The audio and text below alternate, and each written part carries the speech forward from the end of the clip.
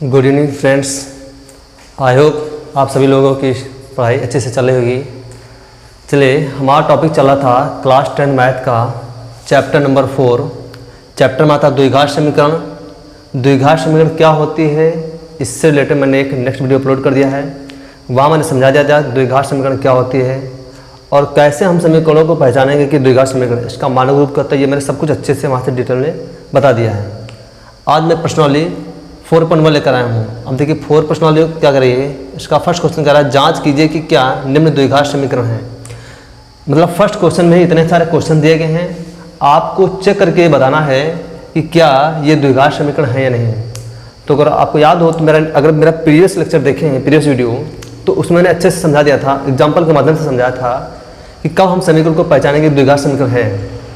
तो उसमें अगर आपको याद हो तो हमने बताया था अगर वो ax² plus bx plus c अगर कोई समीकरण इस रूप में दिखाई देती है तो हम कहेंगे वो द्विघात समीकरण है और ये द्विघात समीकरण का मानक रूप होता है।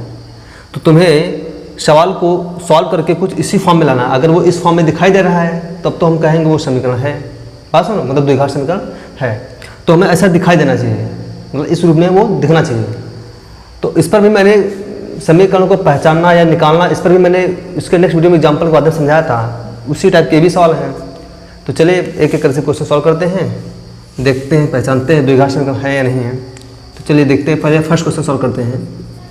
फर्स्ट क्वेश्चन हमारा क्या है, x+1 का होल स्क्वायर। तो पहले x+1 का होल स्क्वायर खोलोगे तो ये a+b का होल स्क्वायर बनेगा और a+b का होल स्क्वायर होता है a² + b² + 2ab और a यहाँ हो जाएगा x, b हो जाएगा यहाँ पर 1। तो यानी x² प्लस का 1 का स्क्वायर 1 ही हो जाएगा, प्लस का 2 × a कौन हो गया x × b मतलब कौन हो गया 1 और 1 की 2x से मल्टीप्लाई कराओगे तो 2x ही आएगा। इक्वल टू में 2 के अंदर मल्टीप्लाई तो क्या आ जाएगा 2x माइनस का 2 × 6 ये हो जाएगा माइनस का 6। सबको उधर पक्षांतर करिए तो हो जाएगा x² प्लस का 1 और प्लस का 2x, ये प्लस अंदर कहाँ जाएगा माइनस का 2x और ये प्लस माइनस के अंदर कहाँ जाएगा प्लस में इक्वल टू 0 और 2x से 2x कैंसिल हो गया तो यानी x² और ये प्लस का 7 क्योंकि 6 और प्लस 1 हो जाएगा 7 इक्वल टू 0। अब यहाँ देखिए ये x² हमने कहा द्विघात समीकरण होने के लिए x² प्लस का bx प्लस c इस फॉर्म में दिखना चाहिए। क्या आपको ये इस फॉर्म में दिख रहा है? अब आप कहोगे सर ऐसा तो नहीं दिख रहा है क्योंकि यहाँ x² टर्म तो दिख रहा है, x² यहाँ भी है, यहाँ भी x² है। x² का गुणांक यहाँ a है तो यहाँ x² का गुणांक कुछ नहीं तो 1 होगा। यहाँ x का गुणांक b है जबकि यहाँ x वाला पद ही नहीं पर है। यहाँ अचर पद से c है जबकि अचर पद 7 है। तो एक तो लेकिन एक तो गायब हो गया ना, bx वाला टर्म क्या हो गया, x वाला टर्म हमको दिखाई नहीं दे रहा है। इसका मतलब ये क्या है द्विघात समीकरण। लेकिन अगर आपको याद हो तो मैंने द्विघात समीकरण कंडीशन बताई थी कि द्विघात समीकरण होने के लिए a = not 0, a = not 0 मतलब यहाँ पर a 0 नहीं होना चाहिए, बाकी कुछ भी 0 हो जाए चल जाएगा।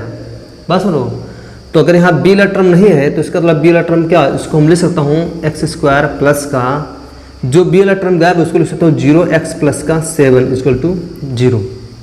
भाई 0x लिख दिया, कोई दिक्कत नहीं, 0 को x से मल्टीप्लाई करो 0 हो जाएगा। तो उसी की जगह हमने क्या कर दिया bx की जगह, तो ये b हो गया ये x हो गया, यानी x वाला टर्म आ गया हमारा। लेकिन x वाला टर्म जो x² में जुड़े में जो a होता है ये 0 नहीं होना चाहिए। x² वाला टर्म गायब नहीं होना चाहिए, वो मौजूद होना चाहिए। अगर x² मौजूद है उसके अलावा अदर टर्म उसमें से गायब हैं तब वो द्विघात समीकरण कहलाएंगे। बस तो ये हमारा द्विघात समीकरण है, यानी x² + 7 = 0 हमारा द्विघात समीकरण है। आई होप आपको बातें क्लियर हो रही होंगी। बस है तो इसका मतलब हम लिख सकते हैं, कह देंगे कि ये हमारा द्विघात समीकरण है। आई होप बात आपको क्लियर हो रही है। चलिए नेक्स्ट क्वेश्चन देखते हैं। सेकंड वाला क्वेश्चन क्या कर रहा है, x - 2 की गुणा x + 1 से कराइए। तो एक टर्म को उठाइए, प्रत्येक टर्म के अंदर मल्टीप्लाई कराइए। तो x + 1 को x - 2 को उठाइए, एक बार x के साथ गुणा एक बार 1 के साथ गुणा। तो x - का 2 और गुणे में x और इसी x - 2 को एक बार +1 से गुणा तो प्लस का 1 और गुणे में x - का 2 इक्वल टू। उसी प्रकार इसको उठाइए, इसके अंदर गुणा करिए प्रत्येक टर्म से। तो x - 1 की गुणा एक बार x के साथ तो x - 1 गुणे में x प्लस इसी x - 1 गुणा प्लस 3 से तो प्लस का 3 गुणे में x - का 1, x - का 1। बात समझ रहे हैं? मतलब आपको एक टर्म को उठाना है, दूसरे के अंदर प्रत्येक टर्म से मल्टीप्लाई करानी है। कराइए, x के अंदर सबसे बड़ा तो हो जाएगा एक्स स्क्वायर, एक्स की -2 थे तो हो जाएगा -2x प्लस 1 की किससे गुणा कराओगे उतना ही आएगा तो हो जाएगा x और -2 इक्वल टू एक्स की x तो हो जाएगा एक्स स्क्वायर और x की -1 से तो हो जाएगा -x और 3 के x से तो हो जाएगा प्लस का 3x और 3 की -1 से 3 कम 3। अब ये एक्स स्क्वायर है, अंदर उधर कहाँ जाएगा माइनस में, तो ये दोनों क्या जाएंगे कैंसिल हो जाएंगे। तो -2x प्लस का x, तो -2x में से एक x चला गया तो -x और -2 बचेगा। इधर 3x में से एक x चला गया तो प्लस का 2x -3, सबको उधर पक्षांतर करिए तो ये माइनस प्लस अंदर कहाँ जाएगा माइनस में, तो ये -x ये -2x तो -3x और ये माइनस का है अंदर कहाँ जाएगा प्लस में और ये -2 ये प्लस का 3, तो प्लस के 3 में से -2 चला गया प्लस का 1 = 0।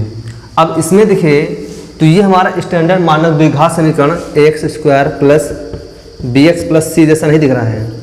अब देखो x वाला टर्म है, x वाला पद है, अचर पद है, लेकिन x² वाला टर्म क्या हो गया इसमें गायब हो गया, वो है ही नहीं यहाँ पर, तो इसका भाई द्विघात समीकरण नहीं है। द्विघात समीकरण होने के लिए मेन इंपॉर्टेंट जो चीज़ है वो होना चाहिए उसका x² वाला टर्म, वो नहीं होना गायब होना चाहिए, वो तो मौजूद होना चाहिए। और अगर उसमें कुछ भी गायब हो सकता है चल जाएगा, पर x² वाला टर्म जो है वो गायब नहीं होना चाहिए। बात सुनो, तो इसका मतलब है कि ये द्विघात समीकरण नहीं है, ये द्विघात समीकरण था हमारा। बात सुनो सही, आगे बात तो आपको क्लियर हो रही है। चलिए अगला क्वेश्चन चेक कर लीजिए। चलिए हम तीसरा चेक करते हैं क्वेश्चन। देखो यहाँ x² लिखा है -2x = -2 के अंदर मल्टीप्लाई है तो 2 की 3 से 2 3 6 और प्लस माइनस का 6 माइनस प्लस और 2 की गुणा से तो हो जाएगा 2x, सबको अंदर लेके जाइए तो ये हो जाएगा x² -2x, ये प्लस अंदर कहाँ जाएगा -2x, ये माइनस अंदर कहाँ जाएगा प्लस का 6 = 0। सब कुछ उधर चला गया तो उधर क्या बचेगा 0 बचेगा। अब देखिए यहाँ से x² -2x तो हो जाएगा -4x प्लस का 6 = 0। अब ये देखिए ये तो सीधा सीधा उसमें द्विघात समीकरण दिख रहा है, x² वाला टर्म भी है, bx वाला भी है और अचर पद भी है, यानी ये ax² plus bx plus c जैसा है, तो इसका द्विघात समीकरण है। तो हम कह सकते हैं कि तीसरा है ये द्विघात समीकरण होगा, ये द्विघात समीकरण हो जाएगा। बात समझ आई, बातें आपकी क्लियर हो गई। तो कुछ नहीं, बस ऐसे सिंप्लीफाई करना है। एक क्वेश्चन मैं और कर देता हूँ, बाकी अपने आप से क्वेश्चन कर लेना, कोई प्रॉब्लम नहीं है, हार्ड नहीं है, बस ऐसे आपको चेक करना है। सिंपली आपको ये देखना उसमें x² वाला टर्म होना चाहिए, अगर x² वाला टर्म है तो द्विघात समीकरण होगा, अगर x वाला टर्म नहीं है तो द्विघात समीकरण नहीं होगा, सिंपल लॉजिक, ठीक है। उसके अलावा उसमें कुछ और सब हो या ना हो कोई फर्क नहीं पड़ेगा, लेकिन x² होना चाहिए। x² है तो द्विघात समीकरण है, x² वाला टर्म नहीं है तो द्विघात समीकरण नहीं है। नाम से ही आ रहा है द्विघात समीकरण, यानी इसमें ऐसा एक चर होना चाहिए जिस पर पावर 2 होनी चाहिए। अब पावर ही 2 नहीं रहा तो द्विघात कहाँ से कहलाएगा, सीधी बात है। बात समझ लो। तो चलिए यहाँ से अगला क्वेश्चन में कर देता हूँ, बाकी अपने आप क्वेश्चन कर लेना। चलिए मैं इसको करके दिखा देता हूँ, छठा वाला क्वेश्चन, सॉरी 7 वाला। ये x+2 का होल क्यूब, x+2 का होल क्यूब = लिखा है 2x ब्रैकेट के अंदर x² - 1। ये x+2 का होल क्यूब यानी a + b का होल क्यूब लिखा है, और a + b का होल क्यूब होता है a³ + b³, और a यहाँ कौन है x, तो x का क्यूब प्लस b = 2 का cube plus 3ab 3a into में x इंटू में b कौन है यहाँ पर 2 ब्रैकेट अंदर a + b, a कौन हो गया x प्लस b कौन हो गया 2 बराबर। अब 2x के अंदर मल्टीप्लाई तो 2x की x² से कराओगे तो x ये x x² तो हो जाएगा 2x⁻3, पावर जुड़ जाएंगे, और 2x को 1 से कराओगे तो माइनस का 2x ही आएगा।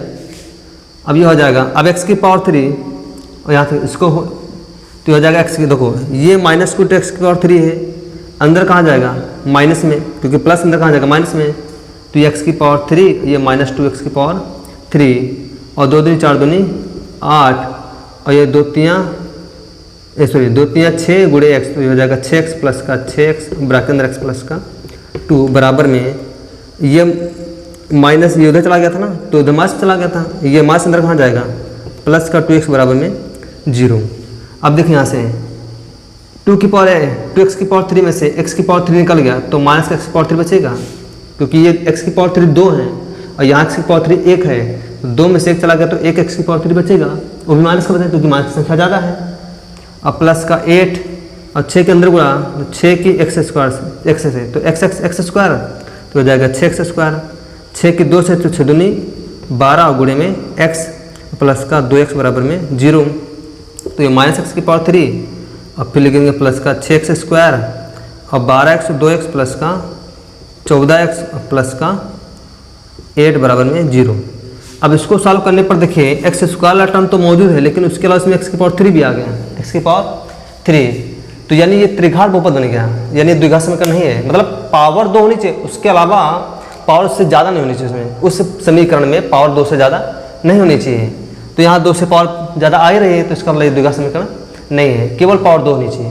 कम हो सकती है, ज़्यादा हो सकते हैं, लेकिन पावर 2 जरूर होनी चाहिए, उससे ज़्यादा तो होनी नहीं चाहिए, बिल्कुल ही नहीं होनी चाहिए। तो यानी ये द्विघात समीकरण हमारा नहीं है, तो हम लिख सकते हैं कि ये द्विघात समीकरण हमारा नहीं हुआ। आई होप आपको द्विघात समीकरण पहचानना अच्छी तरह से समझ आ गया कि कैसे हम समीकरण को सॉल्व करके पहचानेंगे कि वो द्विघात समीकरण है या नहीं है। चलिए बाकी जो नेक्स्ट क्वेश्चन बचे हैं वो अपने आप से करें, तुम्हारे लिए होमवर्क है, बाकी मैंने समझा तो दिया ही है। अब मैं इसका सेकंड क्वेश्चन सॉल्व करूँगा, हट जाता हूँ, सॉल्व लीजिए, क्वेश्चन नोट कर लीजिएगा। चलिए नेक्स्ट क्वेश्चन सॉल्व करते हैं इसी प्रश्नावली का। देखिए सेकंड क्वेश्चन क्या कर रहा है, कह रहा एक आयताकार भूखंड का क्षेत्रफल 528 वर्ग मीटर है, क्षेत्र की लंबाई जो कि मीटर में दी गई है, चौड़ाई के दोगुने से 1 अधिक है, भूखंड की लंबाई चौड़ाई ज्ञात करनी है। अब देखो जो भूखंड है तुम्हारा, जो तुम्हारा क्षेत्र है वो कैसा आयताकार, कैसा है आयताकार। अब आयताकार है तो आयत का क्षेत्रफल तो सबको पता है, ये तो नॉर्मल सी बात है, ये तो कम से कम हमें लगता है जो 7-8 क्लास में जो बच्चे पढ़ते हैं उनको भी पता होगा।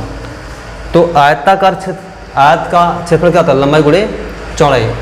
और यहाँ कह भी रहा है कि एक आयताकार भूखंड है जिसका क्षेत्रफल है 528 वर्ग मीटर, 528 वर्ग मीटर, क्षेत्र की लंबाई चौड़ाई के दोगुने से अधिक है, लंबाई जो है वो चौड़ाई के दोगुने से 1 अधिक है। तो सबसे पहले हम यह मानेंगे कि लंबाई उसकी क्या है, चौड़ाई क्या है, ठीक।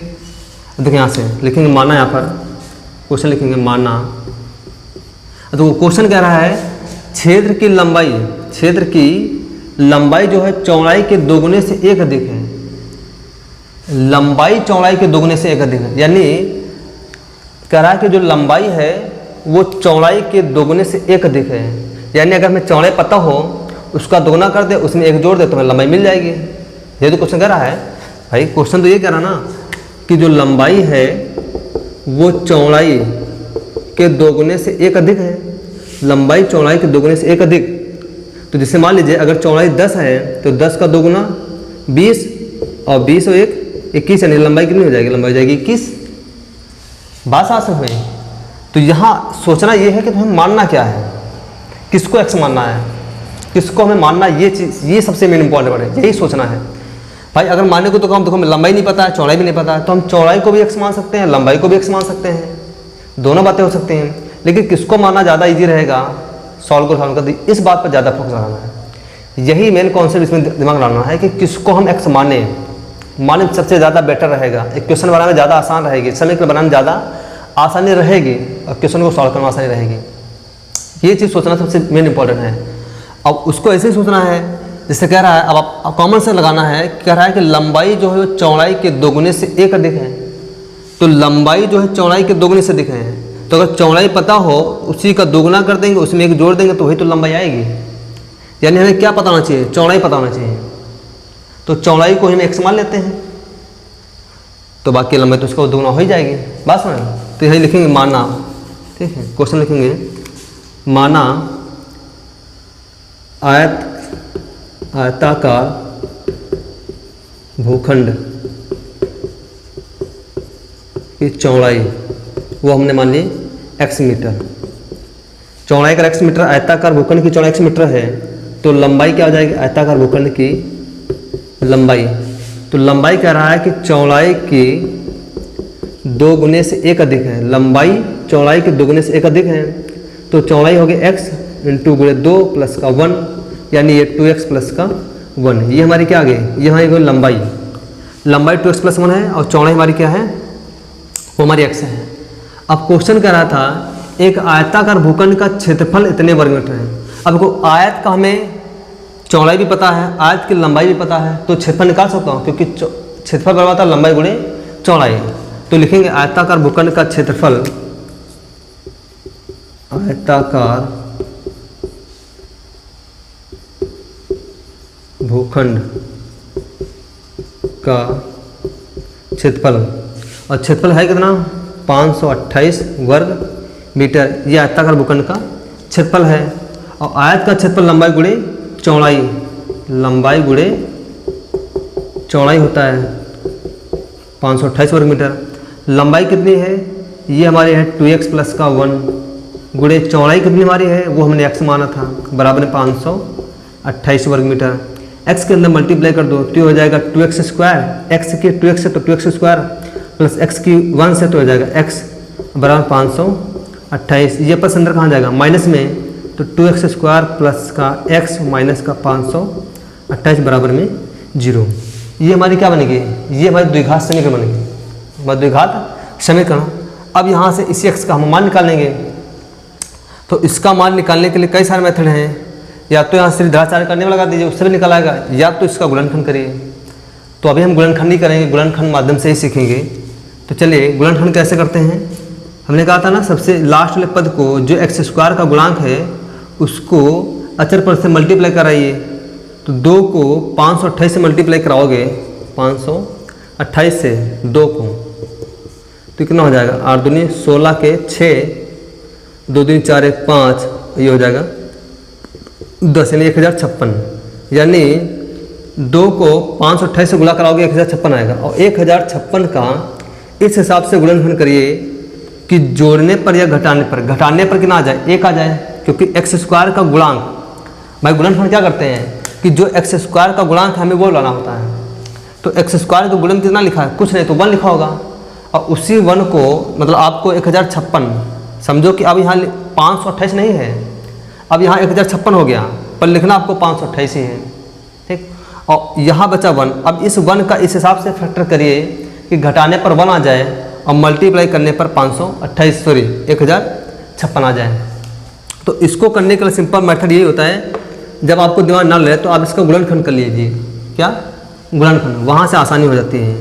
तो गुणनखंड करेंगे, इसको सीधा हम किससे काटेंगे, 2 से, ठीक। 2 पंचे 10 और 2 दूनी 4, 2 अट्ठी 16, फिर 2 से काटिएगा, 2 दूनी 4 1 बचेगा, 12 2 छंग 12, 2 चक्कू 8, फिर 2 से काटिएगा, 2 कम 2, 2 3 6, 2 दूनी 4, फिर 2 से काटिएगा, 2 छंग 12 बचेगा, 2 छंग 12, ठीक।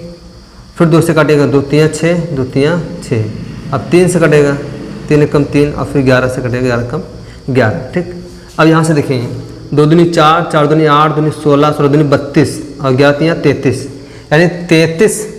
देखो 33 माइनस 32, देखो यहाँ तो मल्टीप्लाई करा 32 आया, यहाँ कितना है 32, और इनकी मल्टीप्लाई करा तो 33 आया, और 33 में से 32 जाएगा तो 1 बचेगा, और इन्हीं 33 32 की गुणा कराओगे तो 1056 आ जाएगा।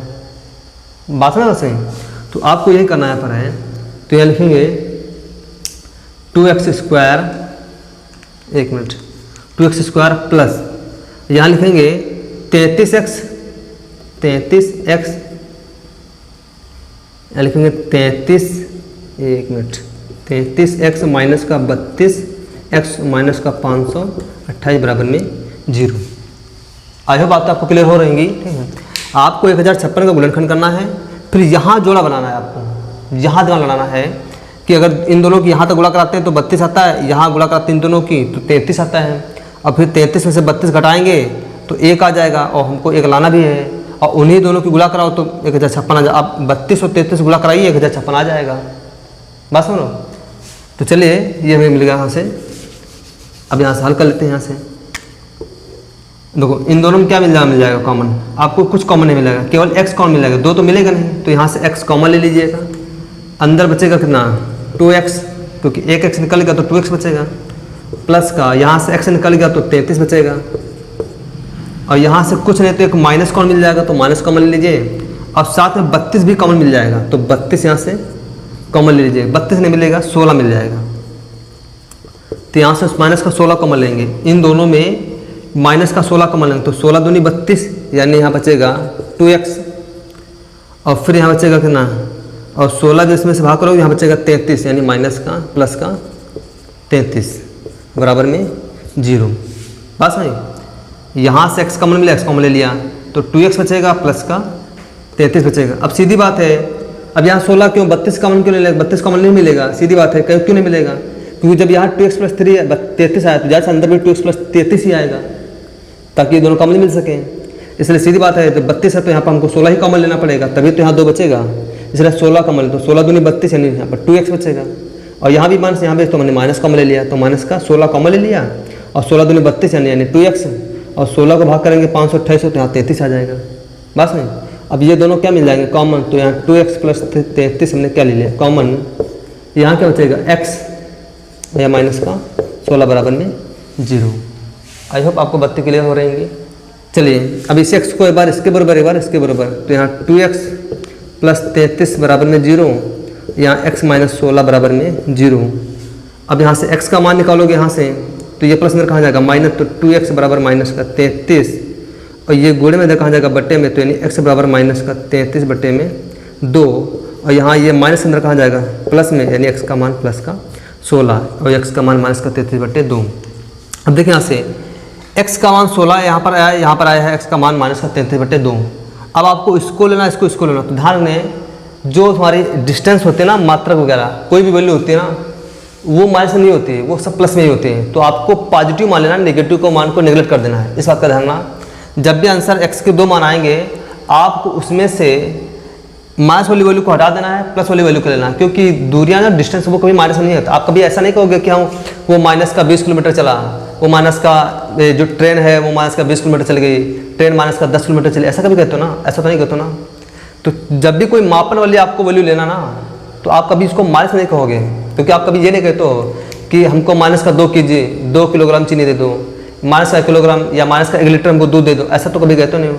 तो मापन में कोई भी वैल्यू ली जाती है, कभी माइनस नहीं लिया जाता है। तो आपको माइनस वाली वैल्यू को निगलेक्ट कर देना है, प्लस वाली वैल्यू को उठा लेना है। तो यानी आपको x का मान कितना लेना है 16, x का मान 16। तो 16 x हमने क्या मानी थी चौड़ाई, तो यानी चौड़ाई हमारी कितनी आ गई, वो चौड़ाई हमारी गई 16, ठीक। अब पूछे लंबाई, तो लंबाई क्या थी हमारी, ये 2x प्लस का 1, तो 2 इंटू x का मान 16 प्लस का 1, 16 दूनी 32 1 33, ये हमारी क्या आ गई, ये हमारी आ गई लंबाई। तो लंबाई हो गई 33, चौड़ाई हो गई हमारी 16। आई होप आपको क्वेश्चन समझ में आ गया है, तो इसको नोट कर लीजिए, स्क्रीनशॉट ले लीजिए, फिर मैं इसका। तो आज के लिए इस वीडियो में इतना ही है, इतना ही काफ़ी है। तो उम्मीद है आपको ये क्वेश्चन अच्छे से समझ आ गया। अगर आ गया है तो देखिए हम आपके लिए इतना एफर्ट कर रहे हैं, इतनी गर्मी है, सोचिए कि यहाँ फैन नहीं है, इतनी गर्मी लग रही है, तो अगर हम आपके लिए इतना एफर्ट कर रहे हैं तो आपकी एक रिस्पॉन्सिबिलिटी बनती है कि मेरे एक लाइक चैनल को कर दीजिएगा, साथ में चैनल को सब्सक्राइब करके अगर पहली बार चैनल पर आए हो तो, और साथ में से अपने ग्रुप में शेयर कर दीजिए, क्योंकि ऐसा करने से आप ना मेरे को अंदर से बहुत बड़ा मोटिवेशन मिलेगा, ताकि मैं भी अपना वीडियो अच्छा खासा और अच्छा खासा एफर्ट डालूँ, ताकि और अच्छे से वीडियो को आपको समझाने में अच्छी खासी मदद कर सकूँ, जैसे तैसे हो सके, ठीक। तो नोट कर लीजिएगा, मिलते हैं नेक्स्ट वीडियो में, तब तक के लिए धन्यवाद। Thanks for watching my videos.